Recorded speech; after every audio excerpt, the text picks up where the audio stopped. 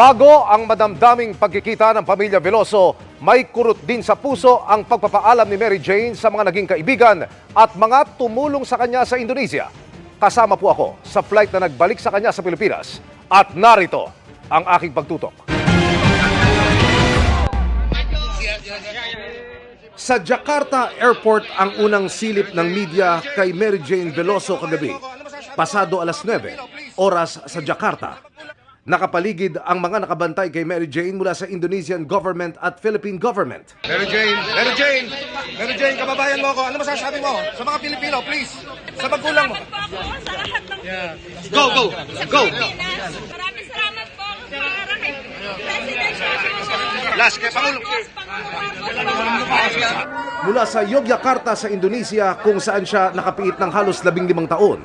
Inilipat si Mary Jane noong linggo ng gabi sa Jakarta bilang paghahanda sa pagpapauwi sa kanya sa Pilipinas. Martes ng gabi, dinala na si Mary Jane sa airport. Nagsuka ka rin. Nahilo raw siya sa biyahe mula sa kulungan. Oo. Pero tila napawi ang pagod at hilo nang makausap ang pamilya sa isang video call. Tayo niyo sa Mama Jana. Opo. Kuya. Sa maikling panayam, pinarating ni Mary Jane na sana tuluyang mapalaya na at makauwi sa pamilya. My hope, makauwi ako sa pamilya ko. Gusto ko na makalaya ako na clemency, mapawalang sala. Kasi wala akong kasalanan. Pasado alas 11 ng gabi sa Jakarta, formal na tinurn over si Mary Jane sa Pilipinas. Nagpasalamat siya sa lahat ng tumulong sa kanya, kasama ang gobyerno ng Indonesia at Pilipinas. Sa tagal ng pagkakakulong niya roon, naging bihasa na siya sa Bahasa Indonesia, ang lengguwahe ng mga Indonesia. Saya mengucap syukur dan berterima kasih kepada Tuhan. Akhirnya doa-doa Mary sudah dijawab hari ini. Di mana nanti saya akan kembali ke negara saya. Maraming salamat po. Bago sumakay sa eroplano, nakita ni Mary Jane ang mga kaibigan sa Indonesia kasama ang mga tumulong sa kanya at naging pamilya niya habang nakakulong. Bit-bit ang poster na ito na may mensaheng nakasulat sa wikang Bahasa. Anong ibig sabihin sa English? What does this mean?